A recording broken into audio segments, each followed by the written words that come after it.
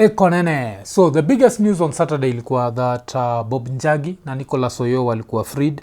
Now say of course wamekuwa like in detention for the last 38 days. Ama walikuwa at least in kwa hiyo abduction.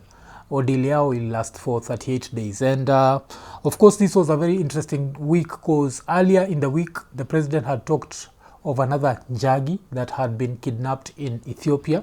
And I remember Martha Karua akimuuliza like what about Bob Njagi. So on Friday night kama kawaida kile happened na hizi abductions za East Africa wakakuwa transported na wakapelekwa kwa border. So like the footage ile nilikuwa na cheki from Citizen inaanza na Nini, unaona tu imeandikwa activist Bob Njagi and Nicolas Oyoo finally released after 38 detention. Day detention in Uganda. Alafu nabaki mwacheki hapo and you can actually see that they look somehow unhealthy cause so kauji Bob Njagi ni umse iko in yellow unamcheki hapo and Bob of course nishaim hosting hapa iko nini and I don't know, I'll try and look for him again and try and understand his reasoning wakiwa na Oyoo and why they felt like they need to go to Uganda.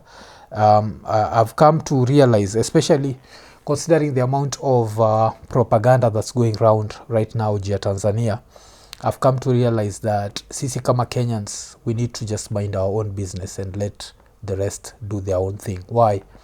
Because it sound American, but nataka kutoa zile za they do not love our lifestyle. No, not lifestyle. They do not love our way of life. Shati kigile Americans jiteteaga na hiyo story. Because East Africa, we have to be honest and be like we are the least popular East Africans in East Africa. Why? Because as much as Kenya has a lot of problems, Kenya is still advanced if you come to stories of freedom of expression than these other countries. And that's the reason why the Cyber Crimes Act, tunabaki tumereact to it the way we reacted. But wacha tusikize like what was said after us were released. Nashukuru County Commissioner vile alinikaribisha kama jamii na kwa sasa ameshatupatia na tumewapokea. Mimi nataka tu kushukuru serikali ya Kenya sana sana CS kwa sababu niliona alizungumza jana hata ingawa wamekaa kwa muda mrefu, lakini vile walivyozungumza na kuchukua hiyo mambo serious ndivyo ndugu zetu wameweza kuachiliwa. So nashukuru kwa sababu ya hao kuachiliwa wanaonekana wako na afya but they are traumatized na pia kwa sababu ya kukaa kwa siku nyingi na walikuwa wameteseka kidogo, sasa hawawezi kuzungumza kwa sasa. So kwa sasa pia tunawapeleka for further treatment na tumepatiwa wakiwa wanatembea. Mimi naweza sema wanatembea. Tulikuwa tuna hofu sana, tena pia propaganda zilikuwa nyingi kwa kusema kweli kwa tunasikia kuna wenye wamepigwa, wamekufa, kupigwa wamepigwa lakini hawajakufa. And personally I can say I was worried because if you disappear for 38 days and the courts, which of course are a joke in Uganda, are asked to produce you and these courts claim that they don't have you, then the police that is, they claim that they don't have you and the court is there like, okay, you don't, sir, tumewamini. It reached a level where I was actually very worried that are these guys actually alive? And I think this is now a pattern. And kitu moja ile mubongaga juu yake ni pattern recognition. Boniface Mwangi goes to Tanzania, gets abducted, and bad things are done to him. Bob Njagi, Nicolas Oyoo go to Uganda, abduction, bad things happen. What does that mean?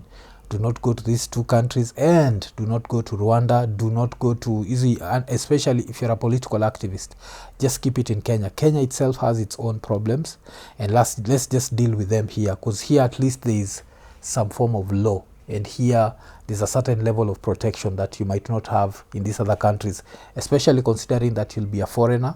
And on top of that, those countries just don't have anything called freedom of expression. Wako hapa, unaona wako hapa nyuma yetu. So tunashukuru Mungu kama familia, maombi yamefanya kazi.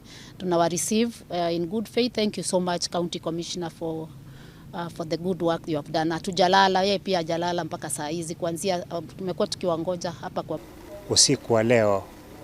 Kama saa 8 hivi tumeweza kupokea wale ndugu zetu Bob Njagi na mwenzake Nicolas Oyoo ambao ilikuwa yasemekana wameshikwa kule sehemu za Uganda.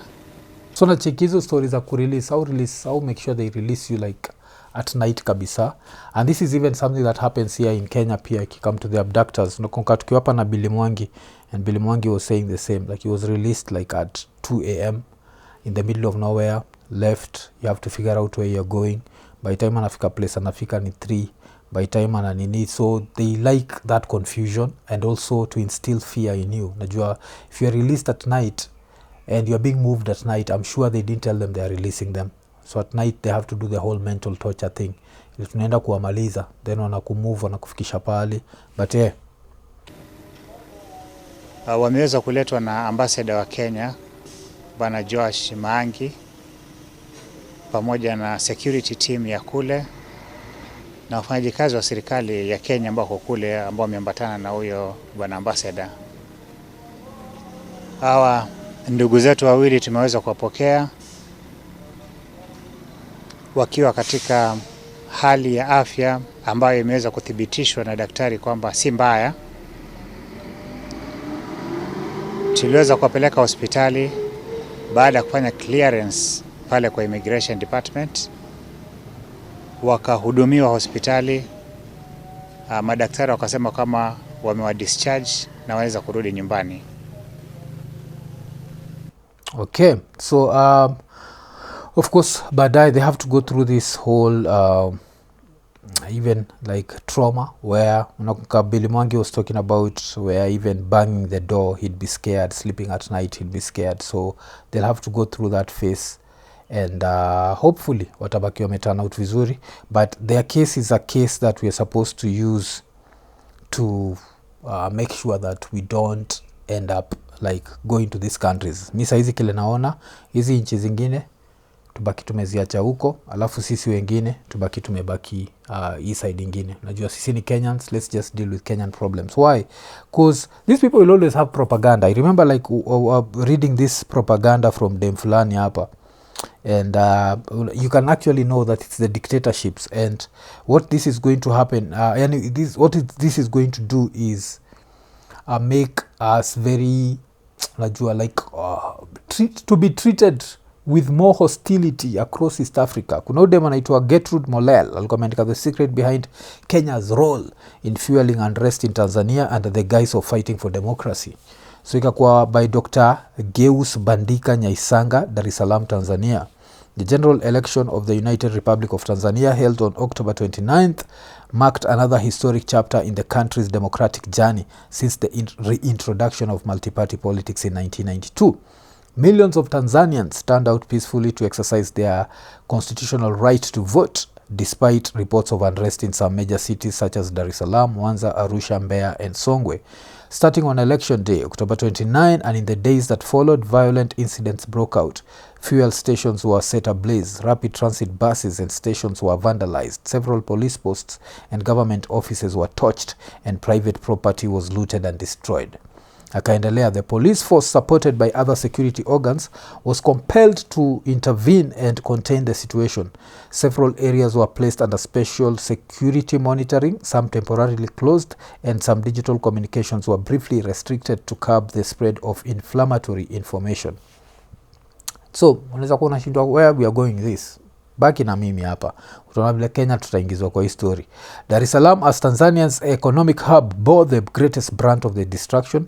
Early assessments indicate extensive damage to the petroleum, public transport and trade sectors. Multiple fuel stations were set on fire. Rapid transit infrastructure was damaged, and private vehicles and shops were looted or destroyed. Incitement through social media. That's a whole topic. Preliminary investigations revealed that the violence was not spontaneous. It was organized and coordinated through social media platforms X, TikTok, Facebook, and WhatsApp, where videos and images and audio recordings inciting unrest spread rapidly. Many of the accounts responsible for these activities were managed from outside Tanzania, particularly from Kenya. Unaona? Hivi sasa ndio tunaingizwa kwa hii noma. So iko like Tanzanians are peaceful, Kenyans are not. Then akaendelea, on these platforms, numerous Kenyan users were seen celebrating the chaos, creating and sharing content that incited anger toward Tanzanian security forces and spread false claims about the election results. To a casual observer, this might appear as harmless regional commentary. Yet upon deeper analysis, it reflects a larger calculated economic and geopolitical agenda. Sikia hicho. Yeah. Sisi ndio tuliamua Mama Samia ajipatie 98%. Sisi ndio tuliamua ajail Tundu Lissu. Sisi ndio tuliamua abaki ameunleash violence that even Kenya was like, we've never seen this level of violence, and that's her police on the citizens. So ikakuwa, why is Kenya fueling unrest in Tanzania? Among over 15 African nations, why did Kenya appear most eager to provoke or celebrate instability in Tanzania? Some very dumb shit. Sisi na TZ, of course, we are neighbors. But wacha tuendelee. Is it a neighborly concern or passion for democracy or something deeper? Of course, it's passion for democracy. Democracy in Tanzania guarantees democracy in Kenya. It's just the way things work. It is neither. Kenya also borders Uganda and Rwanda, yet such efforts are not directed there. We border Uganda. Do I actually border Rwanda? Which part of Kenya borders Rwanda? Okay, maybe mi ndio sijui maps zangu. Okay, poleni. If we border Rwanda, where the hell do we border Rwanda? Okay, but tuendelee. The real motive lies in economic espionage and the broader strategic competition between Kenya and Tanzania, particularly over control of trade routes and port dominance in East Africa. This is the most dumb bullshit I've ever heard, but wacha tuendelee. For decades, Kenya's Mombasa port has been the main gateway for regional trade, but recent years have witnessed Tanzania's emergence as a formidable rival, following sweeping reforms and massive infrastructure investments at the port of Dar es Salaam and along its connecting transport corridors. Through a strategic partnership with Dubai Ports World, Tanzania's Dar es Salaam port has achieved dramatic improvements. Cargo discharge time has fallen from 5 days to just 1, while several handling fees have been abolished, that is, making the port significantly more efficient and attractive to traders. A flagship project, the Dar es Salaam Maritime Gateway, Nini, worth $420 million, is expanding port capacity, deepening berths, and blah blah blah. Then akaendelea, this network with streamlined cargo movement to DRC, Burundi, Zambia, Malawi and Rwanda. So according to them, anasema that sisi kama Kenya. So this, what is she saying? Was this a government project? Because that's what she's gone short of. Because if it's a competition between the port of Mombasa and the port of Dar es Salaam, then it has to be a government project. But wacha tuendelee. Wacha niruke part of her bullshit niende kwa. By 2023, Mombasa's port throughput had dropped by 1.9%, a decline directly linked to Dar es Salaam's rising competitiveness. While Tanzania has abolished numerous port charges, Kenya continues to impose surcharges, including a $3,000 deposit per container, recently scrapped after declining revenue. Kenya's new measures, reducing port fees, extending free storage, blah blah blah blah. So akaendelea kasema ni Kenya's fear of Tanzania's economic rise. So for decades, Kenya has held the mantle of East Africa's commercial capital, but Tanzania's consistent economic growth, averaging 6.1% over the past 3 years compared to Kenya's 4.5%, now threatens that dominance. Booming sectors like mining, energy and construction have turned Tanzania into one of Africa's most promising investment destinations. Thus, internal instability in Tanzania would serve as the quickest way to undermine investor confidence, a direct advantage to Kenya, Tanzania's main regional competitor. So this is the narrative that's going to be pushed in Tanzania, and this is the reason why you as a Kenyan will not be safe huko. So, of course, this is nonsense. This has nothing to do with us. This is Tanzanians who want change. This is Tanzanians who want to be able to at least talk and do a TikTok challenge without being charged with treason. That's what's happening. But the narrative that's being pushed all over East Africa is that Kenyans don't love peace, and peace is the key to development. And inakuwaga very interesting because the Kenyans who don't love peace somehow have the biggest economy in East Africa, even in Eastern Africa. These Kenyans whose freedom of expression is so dangerous, yet somehow the best economy. And don't forget, we have our own problems to deal with, but it shows you how much a free society will always do better economically than a society that's not free. and the only country that can challenge that, of course, what was the second biggest economy in the world, which is China. But China invested in science and invested in innovation, invested in manufacturing. African countries don't have that. So since we are countries that import more, and yes, tuna import more, we don't innovate anything. We need such an environment like the one in Kenya to be able to explore other industries. We have better internet than them. The Kenyan economy cannot afford to shut down internet for 5 days. The Tanzanian economy can. So these are things that we have to look at. Alafu nacheki, even when Tanzania does that, you'll find clowns like akina Bilokero justifying that. And this is the reason why I keep telling people, do not say that this can't happen in Kenya. History yase kusema hii kitu ile happen TZ haiwezi happen Kenya, inaweza happen hapa. Why? Because you have clowns like this. These are the same clowns who are saying that I remember one of them claiming vile we should kill like Nini Ruto alikuwa anafaa kudedisha 5,000 Kenyan youth. Remember, like for them our life means nothing. And the minute that you realize such clowns exist is the minute that you start understanding that Kenya is not as safe as we want to be. But yes, I remember this dude, I don't know if he's ametoa hiyo kitu, but kulikuwa na hiyo story ilikuwa imeandikwa that Tanzania lost. Yes, ilikuwa ni Tanzania's internet disruption cost the economy 30 billion shillings. Alafu hii fala inaandika it's a small price to pay for peace and stability. And don't forget, Ruto is pegging all his, like his second term, he's pegging it on Northeastern.